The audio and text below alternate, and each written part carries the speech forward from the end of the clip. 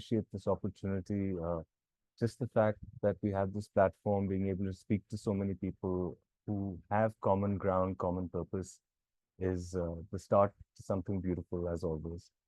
Um, Let me just start sharing my screen. And that introduction was, of course, a mouthful. I would just like to say that I'm a primary parent, neologist, I could say, because I believe in new paradigms. And I'm a learning and life enthusiast. That's me. Just a sec, let me stop sharing.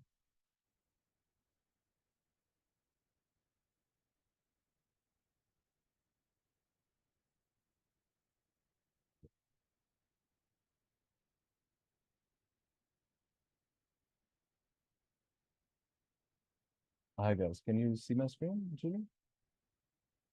Perfect. So,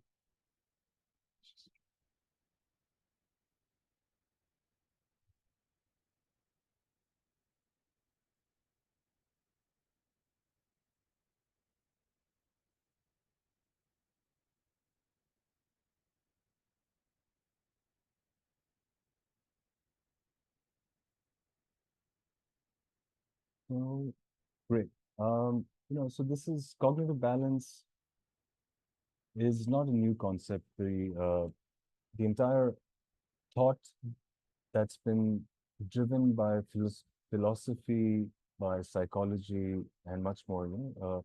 Just to give you a brief, in the 1920s, it started off with Warner and Mayo, who brought out the Hawthorn effect and focused on relationships. In the 1930s, there was Jean Piaget, who brought out cognitive development. In the 1940s to 60s, there was Rogers and Maslow, who brought out the humanistic approach, saying that people are inherently good and can grow into better versions of themselves. People have the ability to change and grow, and that the environment can promote or inhibit this tendency. They also There was also the motivation by hierarchy of needs, where people have free will and the ability of self-determination. Then in the 1950s, there was Fritz Heider and Theodore Newcomb. They actually introduced the balance theory, from which cognitive balance also stems. Uh, in the 1960s, there was Lev Vygotsky, who brought out the social cultural theory.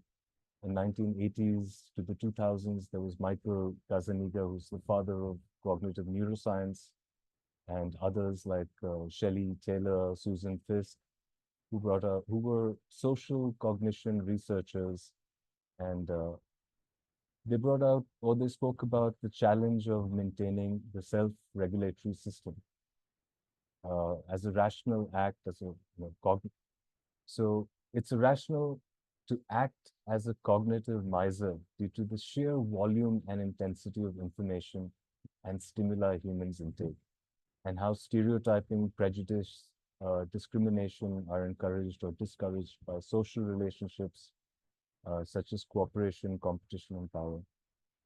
Something really interesting, the Hawthorn effect, which was brought out in the 1920s, is basically a behavioral phenomenon that occurs when people change their behavior because they are aware of being observed. Now, if you speak about modern day and quantum physics also is associated to human behavior, in the sense they have the observer effect, which states that the process of observing a particle changes the way the particle behaves. So it's, from the micro to the macro, we're realizing that there's a lot that connects us, there's a lot that influences us, and how we can manage it well. Heider also proposed the attribution theory to explain the process by which we attribute outcomes based on internal behavior and external events. He also came up with the common sense theory, saying that individuals use a kind of naive common sense psychology to explain the behavior of others. So, and of course, there are a lot of other thinkers whether you want to call them spiritual thinkers. There's the concept of Ayurveda as well, which talks about psychosomatic illnesses. Um, you have religious thought leaders. You have a lot of people who've been kind of speaking about the same thing, albeit in different ways and in different areas. My introduction to this was through learning models, through the study of learning models, especially creating different learning solutions for different target audiences, including pedagogical solutions as well as andragogical solutions, and now moving on to self-determined or pedagogical solutions. So moving on, if you'd like, I can just go through this as well. So cognitive balance is a skill to help us all achieve balance and harmony in our lives now. As a society, we're on the brink of profound change. The traditional money economy has brought us unprecedented growth and prosperity, but it has also created large-scale dissonance and upheaval. It's time for a new approach, one that prioritizes human well-being and planetary health over endless growth and profit. But to make that shift, we need cognitive balance. We need to rewire our brains and reorient our priorities so we can see the world in a new way and take bold transformative action. So just briefly what we'll be covering in today's presentation. I'll take you through my journey and why it's relevant to the concept of cognitive balance, why we need cognitive balance now. Achieving cognitive balance, I'll try and take you through it as well as I can. And of course, you have to remember that it's striving to achieve balance. It's not actually achieving it because every moment it's constant. There's constant change. And of course, we'll move on from there to how it's a purposeful common journey and what the barriers to sharing change and cognitive balance are. I'll talk briefly about implementation and transition, where we are and what's next. And of course, then we'll move on to your questions and I can share some resources with everyone.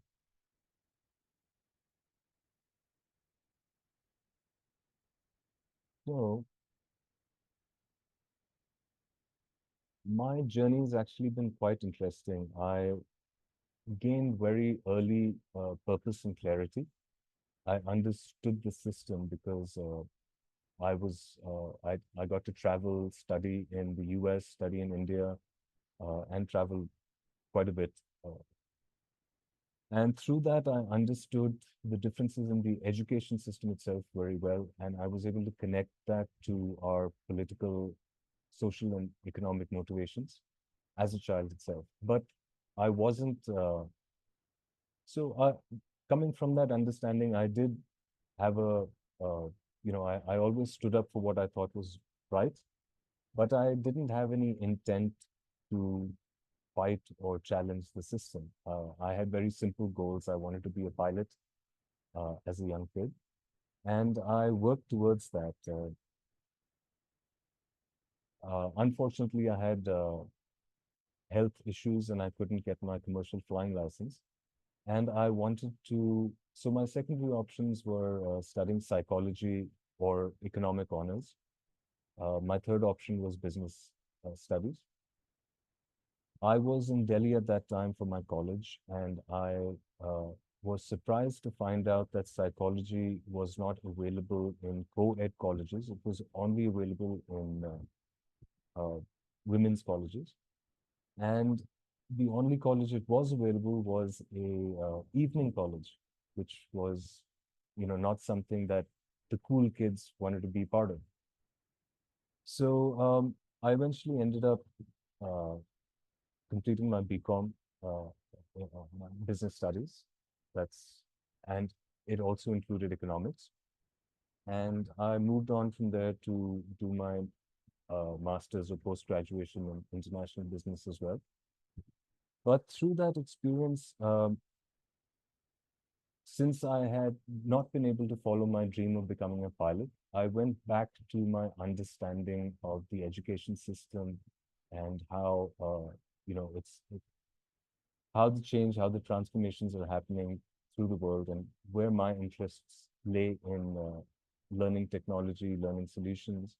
So I went back to that, and I decided that I would make a 40-year plan uh, to actually,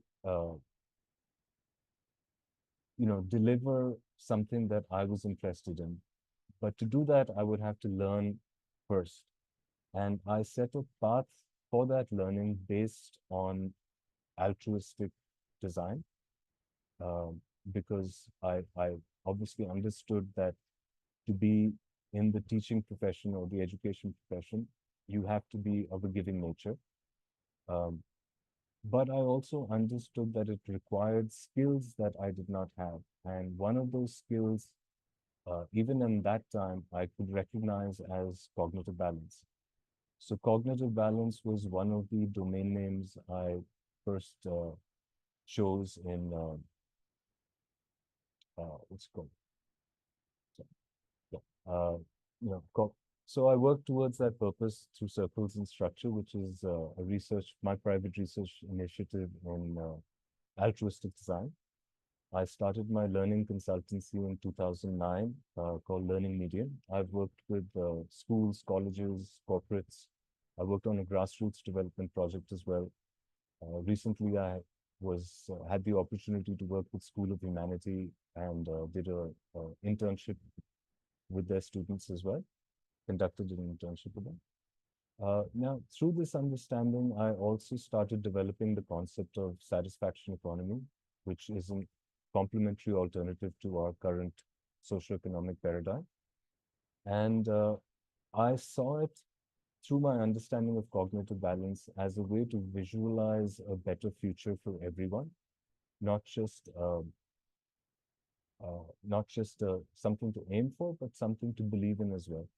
Um, and I've recently joined Evolving in Education, which is set out to transform public education through, infusing neuroscience into it, infusing all our evidence-based alternative approaches into public school curriculum, but not by changing the curriculum, but by mapping the existing curriculum to these alternative approaches. And I also am doing a lot more. So just to talk about what cognitive balance is.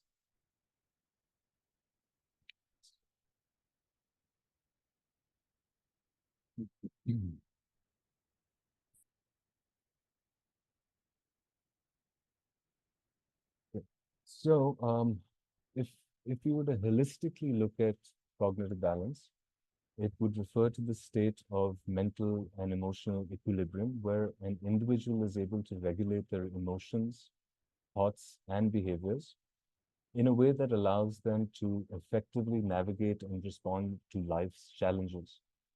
This Oh, includes the ability to manage stress did you and change anxiety. your slide? Because it's not showing up. Yeah, No, you I'm just intended talking to about, change slides?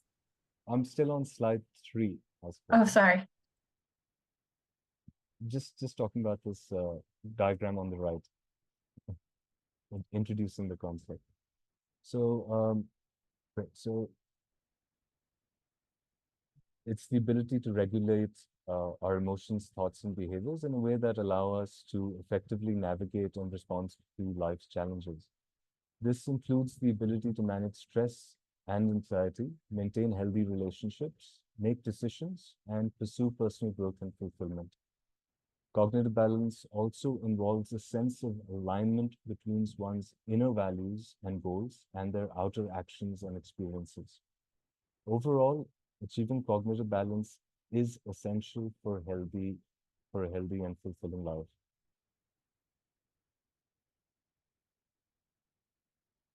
So why do we need cognitive balance now? This is a common question that comes up, and if we understand our current socioeconomic paradigm, we understand that it's built around principles like profit maximization, which is unsustainable and atomistic. Uh, we have centralized authority and control, so there's low autonomy. There's unhealthy and divisive competition, and the money-based system, which is an extrinsic motivator. So now this brings in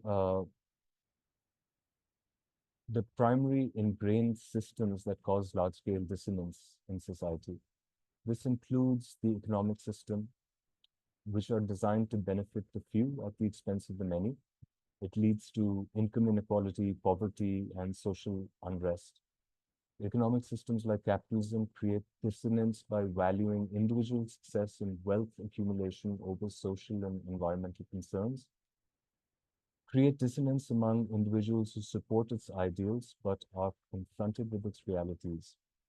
Political systems also are a great source of dissonance, especially when it comes to corruption, cronyism, nepotism. Then you have social systems such as racism, sexism, and other forms of discrimination, which all create dissonance. These systems also lead to exclusion, marginalization, and lack of opportunities for certain groups of people, as well as gender roles or racial hierarchies. Also create, they also create dissonance by reinforcing harmful stereotypes or privileging certain groups over others. Then we have environmental systems, where we talk about environmental degradation, climate change. These are also large-scale causes of dissonance. These issues lead to a loss of biodiversity, natural resources, and of course, a decline in quality of life for humans and other species.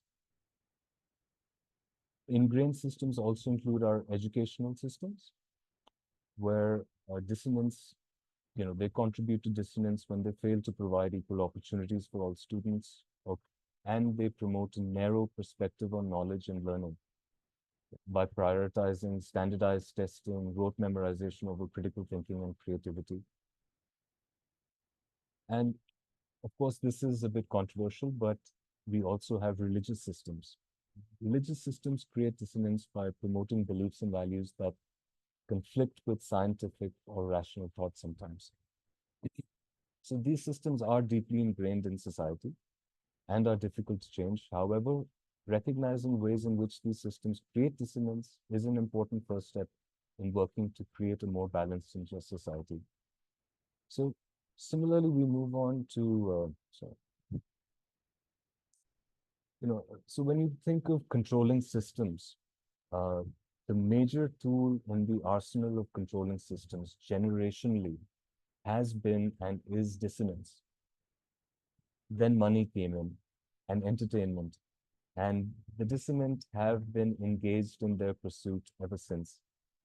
Most of us are unable to manage our dissonance healthily enough to even consider that change is possible, let alone enabling change themselves. Rise in mental and physical health problems and emotional instability is representation of what these controlling systems and dissonance are doing.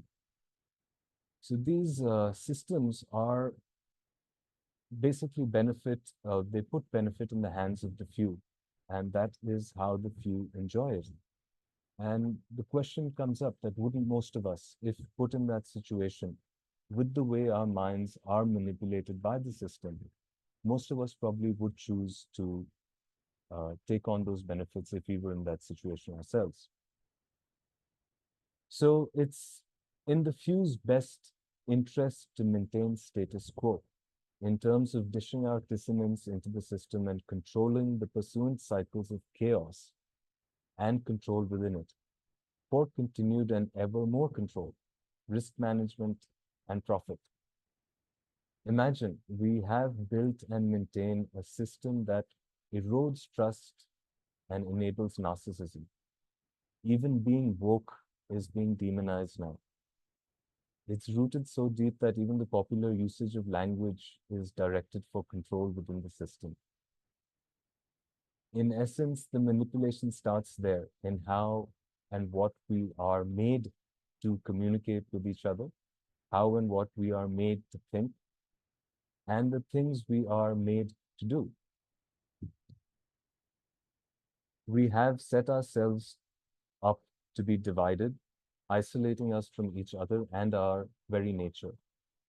The cure to our Earth and life on Earth obliterating human systems is to manage the dissonant systems holistically and replace those that need to be sustainable. So that's where cognitive balance comes in. Moving on to achieving cognitive balance, this is of course a very wide topic. I've tried to cover it in my book as well, but I'll try and give a sense of what it is right now. So we need to first start off by understanding our own personalities and the personalities of those around us. So as a process of cognitive balance, this is just a way of showcasing how we can understand our personalities. And this also brings in, so in this first diagram, we basically bring in the elements of thinking, feeling, sensing, and intuition, and how the balance within these decides our personalities towards either introversion and extroversion. And this same model uh, can be used to provide insights into the dynamics of the empath-narcissist relationships by emphasizing, you know, how to achieve that mental equilibrium and self-awareness. So with this diagram itself, we can consider introversion versus extroversion, thinking versus feeling, where we try and understand what introverted empaths would be, introverted narcissists would be, what their personality traits would be. Similarly, for feeling empaths and thinking narcissists, sensing empaths and intuitive narcissists. So, and by understanding these dynamics, empathetic people can use their self-awareness and balance to navigate their interactions more effectively. Just as another way of looking at cognitive balance, when we consider the three major intelligences, IQ, which is mental intelligence, you could say, or cognitive intelligence, uh, EQ, emotional intelligence, and PQ, which is physical intelligence. So in this example, I've taken emotional intelligence. As emotional intelligence rises, uh, so does cognitive balance. But there's a point where the dissonance increases a lot, and that slows the rate of rise in cognitive balance. Once we're able to overcome the increased dissonance when our emotional intelligence, for example, increases, we're able to increase our cognitive balance also at a higher rate. This same diagram on the right can be applied to other forms of intelligence as well. So moving on, just as a way to consider how we can work or strive towards achieving cognitive balance. And the first thing that comes up in most of our lives as adults, or even as children, is the work-life balance. I say children as well because in work I include education. And in life, we include family, friends, hobbies, personal interests, overall well-being, and learning. So a good balance between these, of course, helps us reduce stress, improves mental health, and increases our efficiency and productivity. The mindfulness wheel here is just a showcase of how we can divide this into mind, body, and soul, where mindfulness for the mind includes self-care, mindful breathing, mindful eating, observation, listening, communication, and movement. Uh, Mindfulness for the body includes breath awareness, thought awareness, acceptance and non-judgment, sensory awareness, gratitude and kindness, etc. Body awareness, emotion, and of course for the soul, uh, it not only includes self-compassion, but also altruism. Another powerful way of helping us strive for cognitive balance is the power of visualization and nature and the outdoors. So here I've provided another model for achieving cognitive balance, where this particular diagram on the left showcases how we could achieve cognitive balance for physical health. If you notice on the diagram on the right, on the macro level, cognitive balance includes physical, emotional, social, environmental, intellectual, and spiritual health. So the diagram on the left represents how we can achieve physical health uh, in terms of cognitive balance. For example, through meditation, breath awareness, present moment focus, self-care, of course, adequate sleep, healthy diet, and exercise, and through professional support, emotional regulation, and coping skills. Now, if we were to extend this model for the other elements of cognitive balance on the macro level, for example, if we were to include social health, then we can also include social awareness and connect, healthy social interaction, and healthy relationships and peer groups. And the same way, this model can be applied to the different uh, aspects of cognitive balance on the macro level. So now we come to, why cognitive balance would help us achieve a more balanced and sustainable world. So this is a confluence of individuals, communities, and societies, where individuals and communities come together for it helps, for improved health and well-being, greater sense of belonging and social connection, enhanced quality of life and job creation. Where societies and communities come together, we find more equitable distribution of resources, reduced social inequality, stronger civic and social institutions, better environmental impact. And between individuals and societies, we get greater personal fulfillment and purpose, improved access to education and opportunities, more peaceful and sustainable society, and of course, cost savings.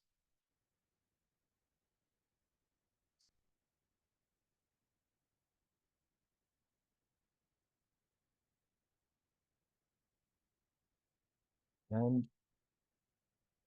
so striving for cognitive balance in our rapidly changing world has a lot of benefits, of course, from what we've discussed, but it also it improves decision making. Uh, as individuals are able to consider multiple perspectives and take a more nuanced approach to complex issues. It increases resilience as individuals are able to navigate challenges of uncertainties through cognitive flexibility and adaptability. We can improve our relationships, which is the foundation of good health, as a lot of people have been bringing out. Um, Cognitive balance would help individuals understand and appreciate different perspectives, which leads to improved communication, collaboration, and empathy in relationships. Of course, increased well-being and also positive social change. By promoting cognitive balance on a societal level, individuals work towards positive social change by fostering greater understanding, collaboration, and innovation. So it helps us become more environmentally conscious and take action to address environmental issues, actually. By balancing different cognitive perspectives, individuals better understand the interdependent relationship between human societies and the natural environment. This leads to a greater appreciation for the importance of preserving natural resources, reducing waste and pollution, and taking action to address climate change. Additionally, cognitive balance helps individuals develop a more nuanced understanding of complex social issues related to the environment, such as environmental justice and sustainability. By balancing different perspectives and considering the impact of actions on different groups, individuals can navigate these complex issues and make more informed decisions.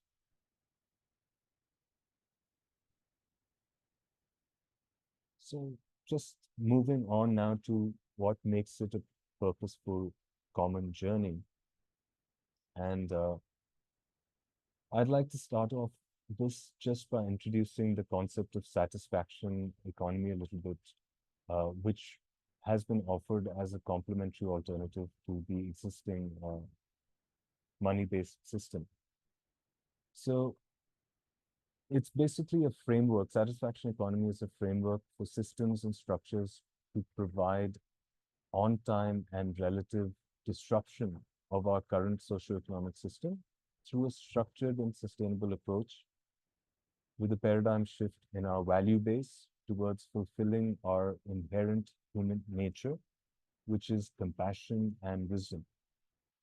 So in this diagram, where we see this basically includes autonomy or self-governance, which is, we all know what is right and wrong. It's part of our instinct. And through that autonomy, the impact that we have on ourselves, others, and the environment is what would be measured as value. We also, another principle of the satisfaction economy is trust-based systems, something that our competitive world has depleted. And of course, the fourth principle of satisfaction economy is purpose and meaningful purpose. And currently it would be to address our global, local, and personal issues. So helping us along the way towards this purposeful common journey, we have, there is the increase of free thinking and empathy, which helps us come up with holistic and sustainable solutions. There's an understanding of common ground and purpose, and collaboration is increasing, which gives strength to purpose and strength in numbers. Also, advances in technology provide access and collaboration, increase social awareness, brings out activism and solutions.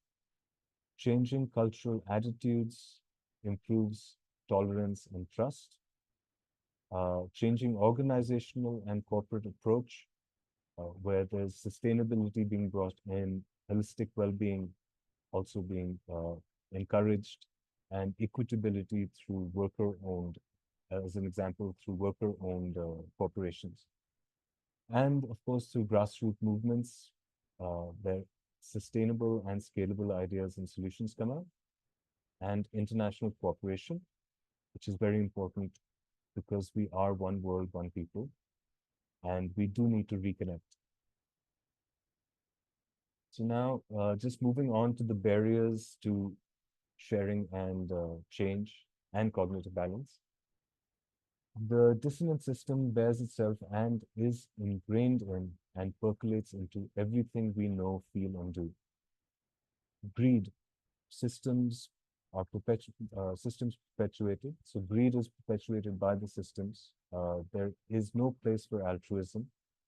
Even Ikigai, the concept of bringing out passion, talks about considering how we can earn money from our passion and what we're good at doing, which actually dilutes our passion. The economic systems as well bring out disparity, despair, and dependence, which is hard to move away from. Political systems where compassion is used as a tool becomes a curse for people who are actually compassionate and, of course, control or authority through the political systems. Social, the expectations of our family, friends, judgment of our peers, recognition that is sought out, especially now through social media, and of course, bias that is creating a lot of conflict, even in personal interaction, not just international relations. Psychological aspects come in where few of the important ones are the sunk cost fallacy, where most adults think that they've spent their lifetime in the pursuit of certain um, rewards, so as to say, certain experiences, and they refuse to accept that even if there's a better system, they need to move away from what they've already invested in. Of course, the psychological barriers also bring out the concept of inability to change, impossibility to change, and disconnection from reality. Environmental brings out our our own environments, which are becoming that much more unnatural. Uh, I live in a concrete jungle right now, which is called a smart city. There are no parks, common areas in this smart city. So we're completely disconnected from nature. Intelligence, of course, as I mentioned earlier, IQ, EQ, and physical quotient. Uh, Both too much of it and the lack of it uh, is a barrier to change and cognitive balance. The psyche, which includes id, ego, and superego, again, too much of it or too less of it. And this is a dance with intelligence, where we see the ego and intelligence doing this interesting dance. Then there's the limiting self-direction, and a way to address that is visualizing a positive change, which is one of the reasons I mentioned satisfaction economy. And one of the reasons I've integrated the principles of satisfaction economy in the purposeful approach of cognitive balance. And of course, we have the cycles of not addressing the system, only its effects. And this can be seen throughout industries, whether it's the healthcare industry or whether it's the educational industry. We have an approach of even environmental disasters. We have an approach of addressing just the system's symptomatic uh, and not a causal treatment approach. So just talking about the implementation and transition for a bit. So understanding the need for cognitive balance and the power of what it can do, not just for individuals, but for society as a whole. We need to recognize it and establish it as an essential skill. It needs to be the fifth C to the four C's of the 21st century skills. Currently, the four C's are collaboration, communication, creative thinking, and collaboration, critical thinking, communication, and creativity. Yes. So foundational change to support current and new generation of the conscious and conscientious. Excuse me. Just been a bit.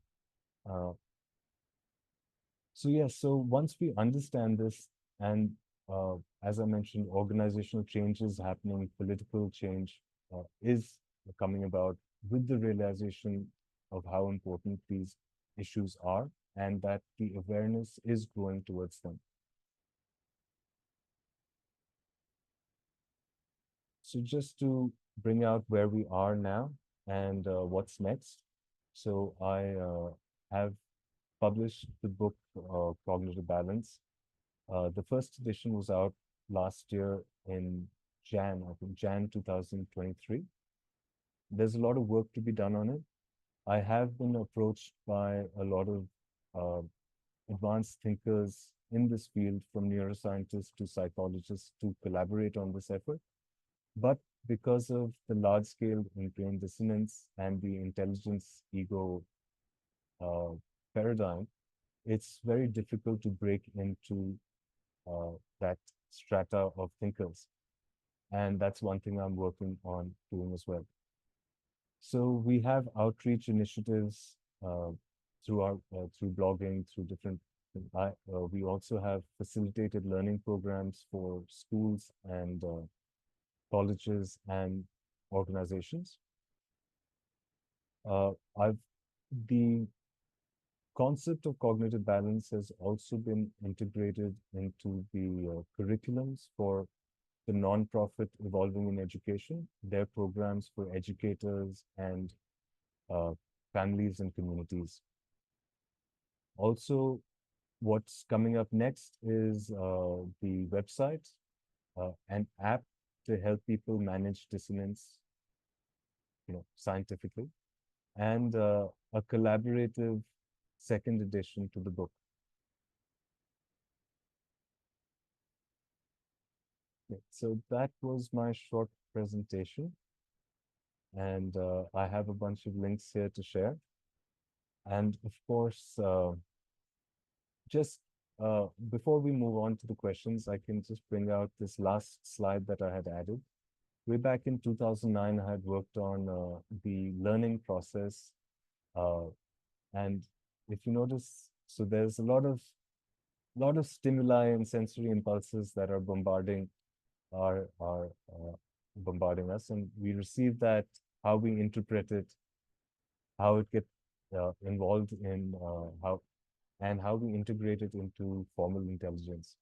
And if you look at the integration aspect, that's where cognitive balance comes in as well, which talks about cognition, affection, and motion. It's great. Thank you all so much. I'd love to take questions now.